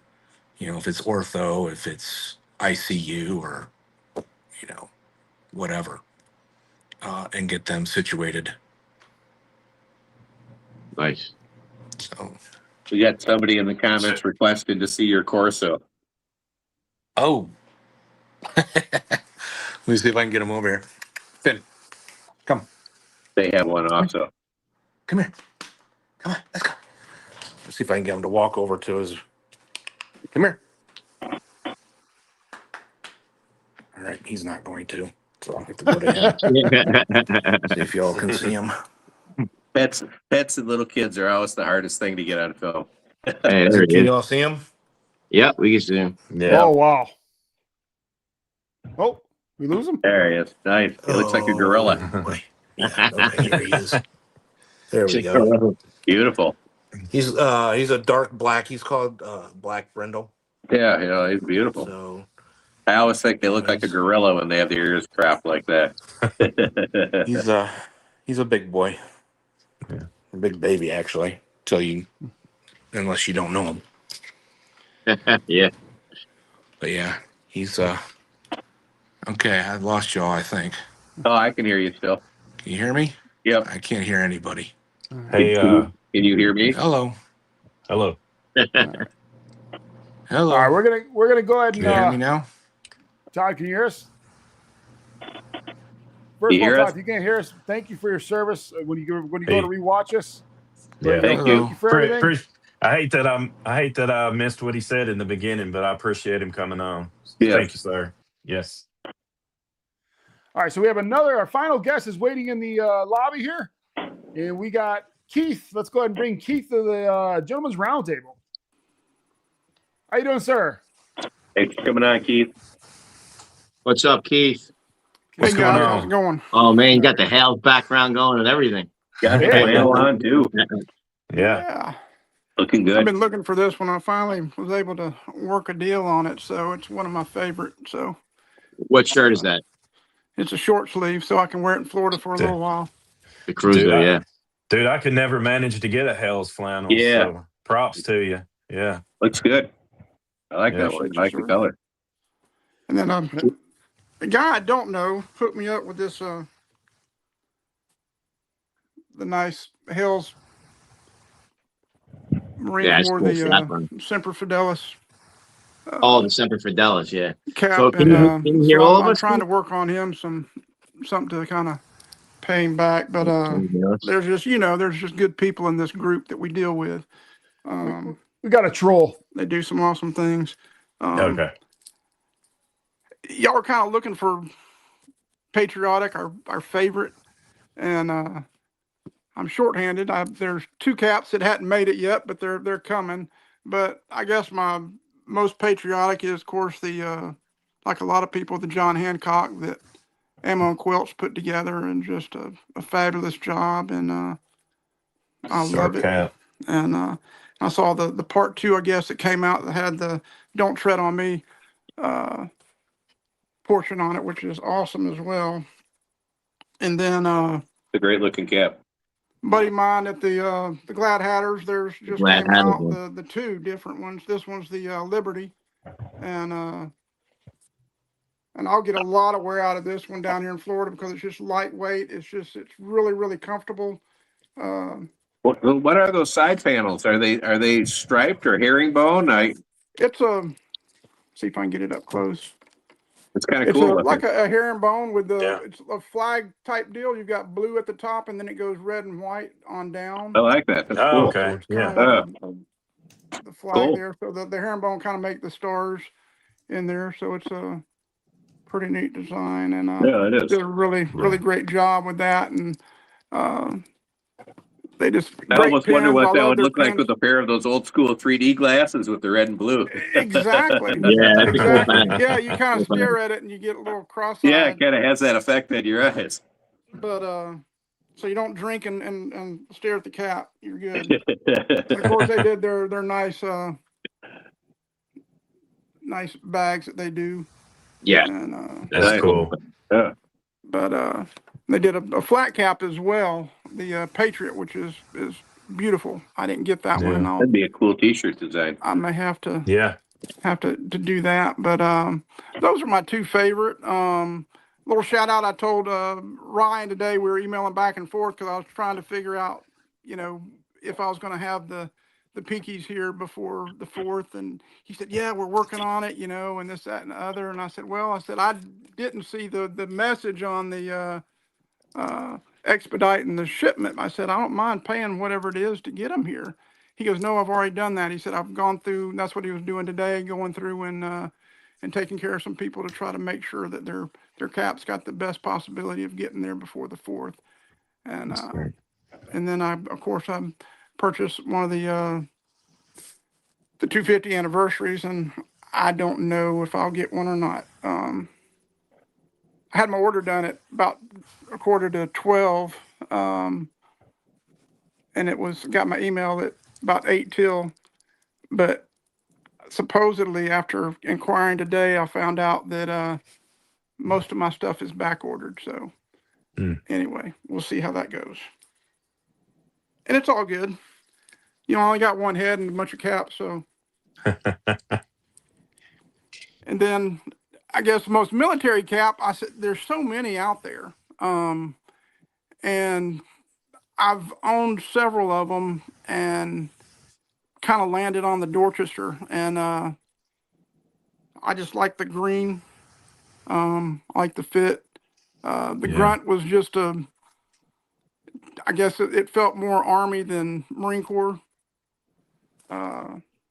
Personally, it's kind of like the same thing with the some of the other ones that have come out. I guess when you lived in camouflage for several years, you just kind of get tired of it. Yeah. But we had the old Woodlands back in the day. June 4th, 1986 was when I graduated from Parris Island. And so that may date me a little bit. I look younger than I am, but that's a good thing. And I'll kind of go into that date a little bit later. But I've got hadn't been a year being into the caps and stuff, but learned a lot, met a lot of great people. Met Ann Oxford right off the bat. And it was funny because I had ordered a Guinness shirt to go with some of the stuff, and it was just, of course you get it from overseas and you get it in finally, and it's a little smaller than what you realized, and so it fit him well. And Yeah, he sent me the Guinness shirt. so just Oh. great community. Cool. I never was going to get into the flannel shirts, and I've got into that by means of Michael and the boys over at the Glad Hatters, and they're dangerous, but super great people. And it's just, you just keep meeting more and more people. I've watched y'all. Scary. I've got a lot in common with Chad, which kind of scares me, but even though I was a Marine Corps, I went through Fort Benning in the fall of '88. And so I went through summer '87, so pretty close. Okay. Yep. And cause I started out, and basically I went away to college.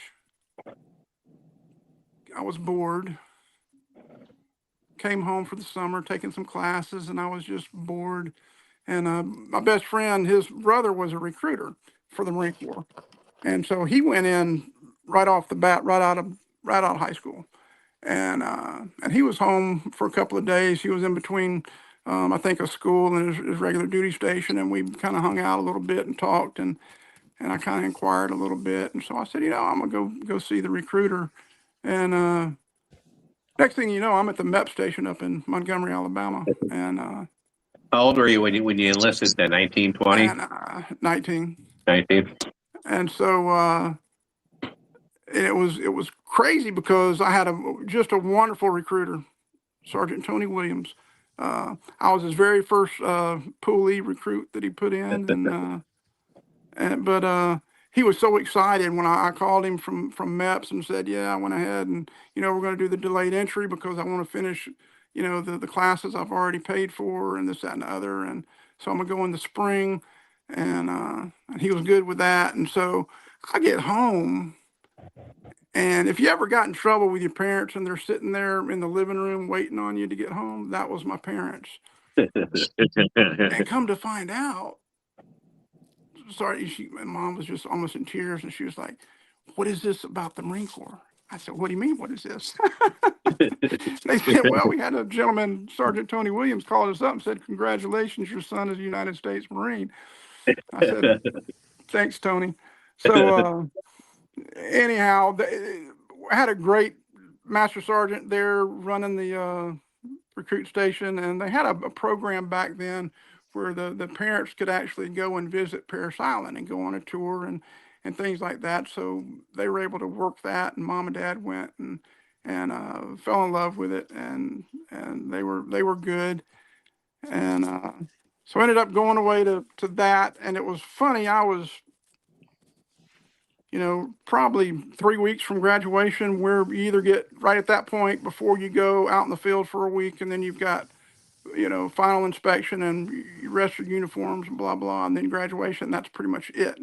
So you either get mess duty or grass cutting and, lawn care and stuff for a week. And so we ended up with mess duty I was in 1st Battalion, so we were at the 2nd Battalion Chow Hall, which was the one where all the new recruits come in at night. And we were doing breakfast one morning, and all of a sudden I said, I saw my brother, and I was like, "What the heck?" And so, I run around behind the counter, and of course, we would always get the good cereals like the Apple Jacks and stuff like that and hide them. And so the only thing that was out there was like Rice Krispies and cornflakes. And so I started shoving stuff on his tray, and he didn't recognize me. And so I take my paper hat off and stuff, and I said, "Hey," and he's like, "You're gonna get me in trouble." I said, "Oh, you'll be all right." We were at that point where, we were able to, the drill instructors had started toning it down a little bit, so we were able to have conversations with them and stuff. And so at lunchtime, I knew they were coming back, and, basically the way the chow hall worked was your drill instructors would drop you off in the morning, they pick you up at night. But they would come in and eat at lunch. Wouldn't mess with you, wouldn't really, have anything to do with you. But so I went over, and one of my favorite DI, Sergeant Allison, I told him, I said, "Hey, my brother just got here. I didn't know he was coming, this, that, and other." He said, "I bet you want to talk to him." I said, "Yeah, that'd be awesome." And of course, the first thing you never want to happen when you first get there is the drill instructors, you don't want them to know your name. Yes. You never want to volunteer for anything. Yeah. So there's my brother standing in line, and, all of a sudden his drill instructor goes, "Recruit Goolsby, blah, blah, blah," And so anyhow, they singled him out, and he came over, sat down, and we were able to sit and chat for a little bit. But that was pretty cool. He was able to get out the Sunday of graduation and spend family day that day. And that day, June 4th, 1986, was also the day that President Ronald Reagan came to Parris Island. Wow. And the Gipper. My favorite president, hands down. We met him. We were basically, we just got back from breakfast chow that morning, and all we had left to do was, kind of clean up, straighten up, hang out, and wait to put on our uniforms to go graduate. And all of a sudden, attention on deck, and basically they came from the back end of the squad bay, and it was the president and a couple of senators and things like that. So he stopped and talked to every one of us and shook our hand and stuff, and that was really cool. Yeah, he was really cool to the troop. really, really cool. hands-on, really just, from the heart, and it was just pretty cool. And later on in life, I met him again, which was cool as well. But kind of some neat things there. I was blessed for God to put a lot of people in my area to kind of hedge me along the way and take care of me. My military career was very unusual. I started out dispersing and had a little gunny that was kind of my boss, and he had just came off the drill field. He had been on the drill field for like 3 or 4 years, and he said, Goolsby said, if you're ever going to really enjoy the Marine Corps, you're just the type you need to get out of this. You need to, And so he said, I took the liberty of signing you up for a board. I'm like, what board, Gunny? He said, it's the embassy school. He said, you'll be fine. He said, if nothing else, you'll learn how to act and what you go through in a board, and then the next one that comes up, you'll do better. So lo and behold, I took the board and got orders to embassy school in Quantico, Virginia. Ended up, and I don't know if y'all know the Ouagadougou in Burkina Faso, which is north of Ghana. And that was an experience. French was a native language there. We didn't spend much time away from the consulate. The highlight of every 2 weeks was we would have meat. We would go to the local, we called it the barbecue establishment. And if you ever been to a restaurant where you got to pick out your own lobster, this was one where you had the big cage and you got to pick out your own monkey. Shit. And that was the only meat Wow. that we knew of. I mean, vegetables and fruit were amazing and bountiful. But you'd get that meat, and it was wonderful. We just called it monkey on a stick. To do like shish kebabs. They used to sell that down in Panama. They would say it was monkey meat. I don't know if it really was or not, but they would have little hibachis on the street. And there would be meat on the stick they'd sell you. We were pretty, the count of monkeys would always, decrease as we left. So they put them in a box and brought them back out after we left. But it was always a journey. But just, some life changing stuff like that. Came back, they're wanting me to go back and dispersing. By that time I'd been out for a while, and I said, I really don't want to. So they said, well, we're going to put you in guard duty. So ended up basically we had there at Quantico, you had the ammo dump where all the live fire ammo and things like that ordnance was. And then down the road, you had the JP fuel for all like HMX1 and things like that there at Quantico. And when I was with the 3rd U.S. Infantry, we used to do some stuff down at AP Hill in Quantico for our training and stuff when I was with the old guard. I gotcha. Beautiful place. I mean, just amazing.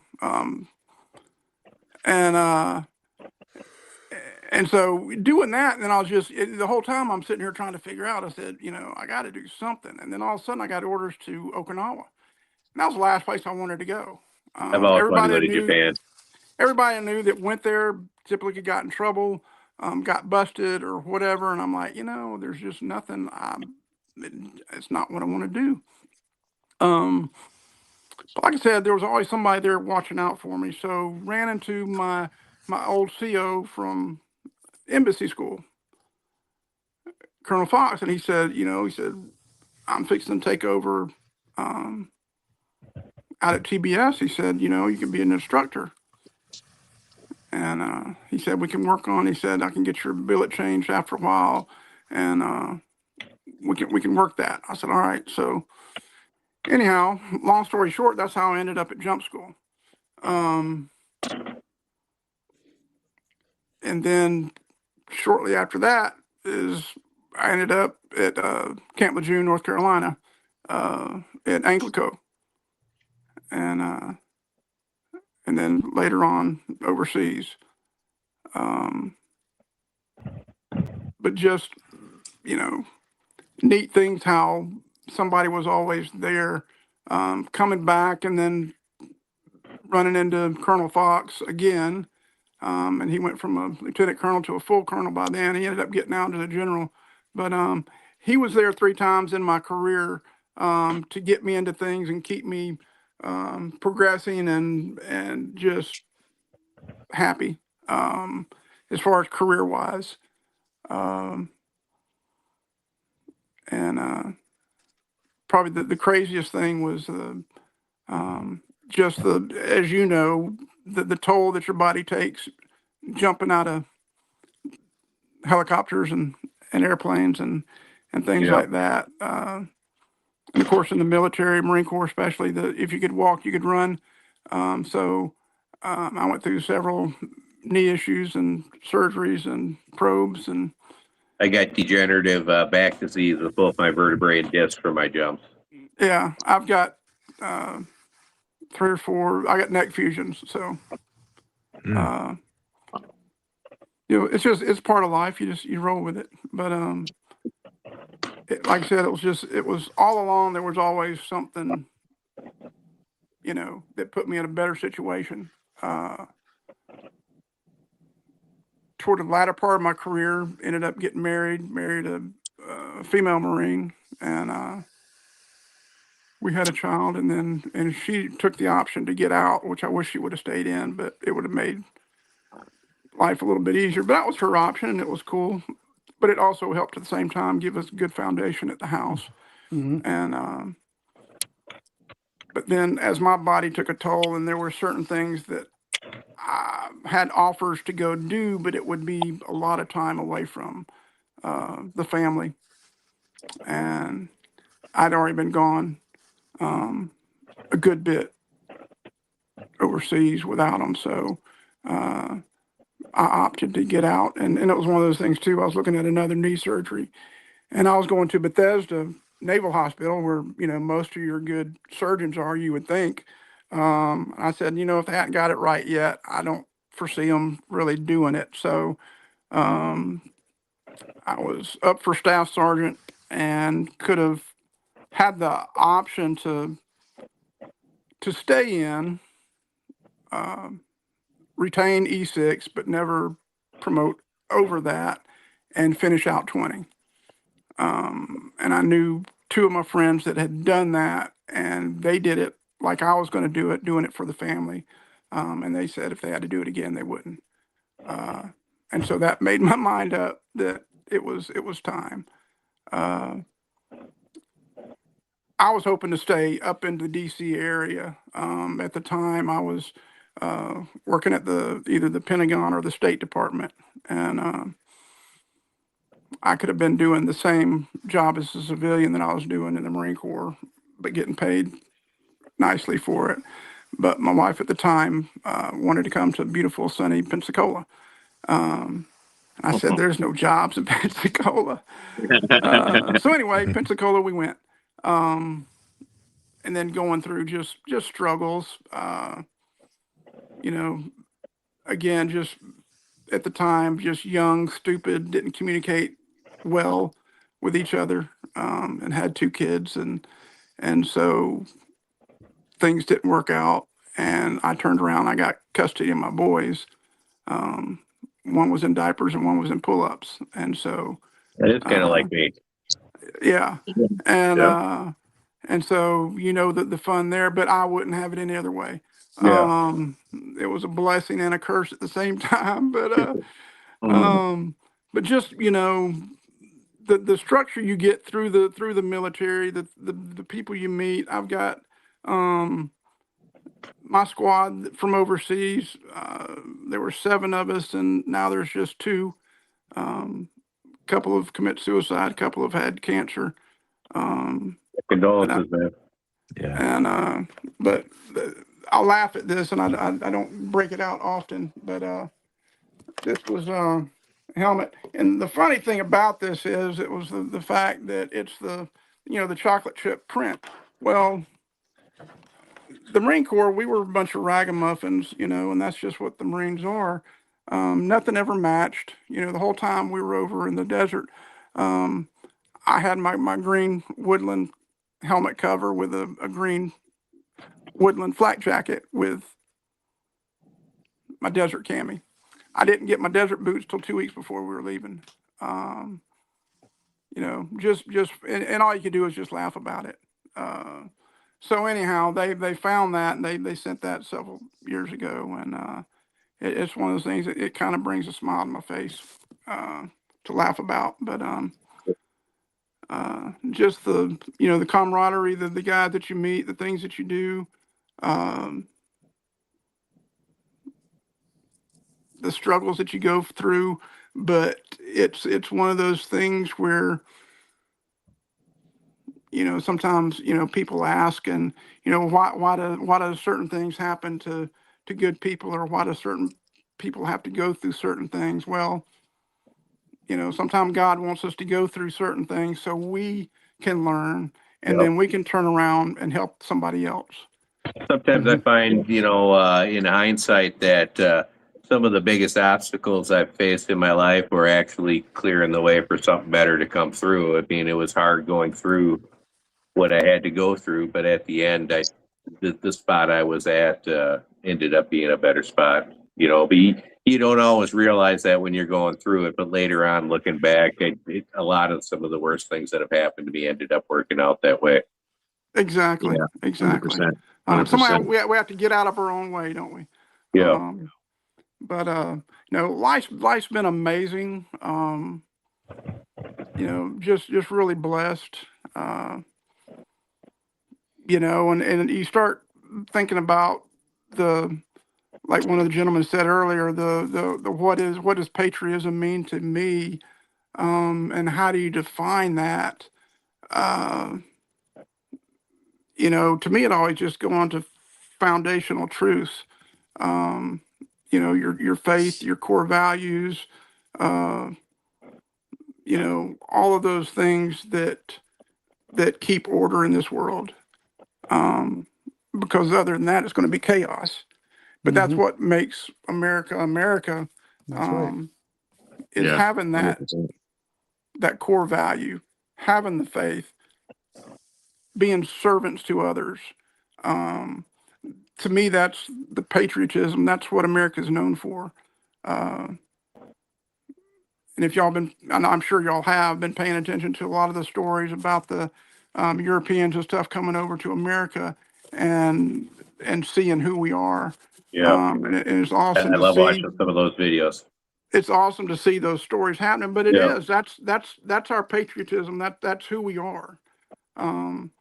You know, and then it's great being around this community and this group, because for the most part, whether you're military or not military, you've kind of got those same patriotic values and core strengths and servitude to take care of others above and beyond yourself. And that's why I've enjoyed the people I've met and been around, and try to kind of stay around. And there's a lot of good ones. And there's always going to be knuckleheads, and that's part of life. If there wasn't any knuckleheads, you'd be wondering who's lying to you. Yeah, there's a good amount of amen. So, Amen to that. Amen to that. it's been neat. I appreciate being asked to come on tonight. We appreciate you coming on and talking. Yeah, Yes, sir. Thank you. Thank you for I don't joining even us. know It's if you can just, hear us. you know, Can you hear us? patriotism I to don't think me so. is I'm not just, sure. it's just part Just of here, life, Chad. and Yeah. who we are. But Thank Chad, you. make sure. if I was y'all gonna- can Chad, make see, sure. Thank you for joining and I was us. going to read some of the excerpts of What'd you say, Ronald Ed? Reagan's. Just make sure he knows that I'm sorry. we're not just being quiet. He can Yeah. only hear you. Same here. It Same looks here. like the only person that you can hear right now is me. You're not able to hear the other guys. Okay. Just pass it on to let them know, or let everybody know. Basically, go on YouTube and look up President Ronald Reagan at Parris Island, his speech. And he never had a bad one. But that Yeah. one talks about whether it's military or civilian, it talks about those things. It talks about what patriotism and what being American is. So, and he could say it a lot better than I can. Absolutely. Yeah. So, All right, Well, yeah, we can wrap it up now. Yeah, Getting thank into you very, the 2 thank you hours, very huh? much for coming on. thank And you. that- I really appreciate appreciate what it. y'all do. I appreciate Thank what you. y'all do, and it's always fun to, the guys that y'all bring in here and to learn about the way the different caps are made and learn life stories. Like when we had the Mulligan in just a couple of weeks ago, and it's just those kind of things. You hear the life stories of people and things and how things have come about and who people are and their lineage and their history. And I appreciate y'all digging in and getting people on like that to learn more about this bad habit that we have. I really have been Great way to enjoying put those it. shows with some of the hatters also. Yeah. So, All right. so Great way keep to up the put good it. work, and I Most appreciate definitely. y'all. Thank you. Thanks a lot, So, Keith. Moose, did All you right, want me to everybody. talk, or did you want to ask and end the show? Well, we got about 4 minutes. Chad. Okay. I joined Yeah, the so Army. I mean, we're gonna take next week off. Hey, Oh yeah, oh wait, we're going with Chad. Yeah, Chad. Go yeah, ahead. Go ahead, David Chad. Goodlet asked that Chad share a story real quick in the chat. Yeah, Go ahead, okay. Chad. Go ahead. I joined the Army at age 20. I'd spent a couple years going to college for law enforcement. I ran out of the money, so I joined the Army on the Army College program.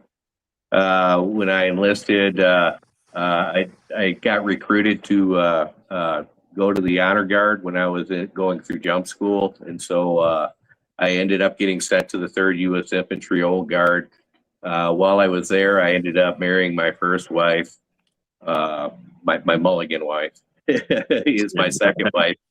But she ended up, we joined the Army Joint Married Couples Program, and she was up for re-enlistment anywhere. And so we ended up getting stationed down in Panama. That's where my unit name comes from. I spent some time with the 5087th of 10th Mountain until a slot opened up with the first 508th over on Fort Kobe. I was there during Operation Just Cause in '89 because my wife was 7 months pregnant at the time. After that ended, they sent us out of country because they didn't want her having the baby in Panama after everything had happened there. And so I ended up getting sent to Fort Irwin, NTC. That was part of the Op 4. I was a deep recon team scout. We trained U.S. troops how to fight Soviet forces in Afghanistan. This was in the late 80s, early 90s. So the situation over there was a little different then. After my wife had the baby, she ended up having some postpartum issues and left me with a 4-month-old baby to raise myself. So I ended up ETSing from the Army and ended up getting a job as an animal warden, and the rest, the YouTube channel and all that is where we are now. Well, Chad, thank you for your Reader's service. Digest version. Thanks for your service. Thanks for sharing, bro. Thank you. Yeah. Appreciate you, Chad. Yeah, Thank you, Definitely heard some incredible stuff tonight for sure. Oh, Definitely. yeah. It's pretty cool to see how many veterans we have that are part of the community. Yeah. Yeah. Ian, did you want to say something, bud? Yeah, I was gonna say we're gonna have off next week, the 7th, and then we'll be back on the 14th. I don't have a booking for that yet, but I'm working on something. And then I think Dubs is going to be off because of his birthday, so we might not be back for 2 weeks. Over 2 weeks. That y'all Ed or we're gonna have somebody we're gonna have Ed stand in or something like that. So okay, I didn't know that. Keep going. So we'll do something, and then we do have bookings for the 21st and 28th. So that's it. So next week we are off. Happy 4th of July, everybody. Thank you, everyone. Yes, thank you. Thanks, everybody, for watching. Thanks for tuning in. This is our longest show ever. So, yeah. Yes. Perfect. It was worth it. It was worth it. Yes. We're going to beat it by about 52 seconds. All right. All right. care, Have a everybody. great night. Thanks again for watching. All right. Bye. For 250 years, America has been built by workers, dreamers, soldiers, farmers, fathers, mothers, and everyday people. As we prepare to celebrate America's 250th Independence Day, join us for a special Gentlemen's Roundtable on Tuesday, June 30th at 7:30 p.m. Central, 8:30 p.m. Eastern, as we celebrate America, talk caps, and enjoy great conversation. Happy 250th birthday, America. Welcome to the Gentlemen's Roundtable.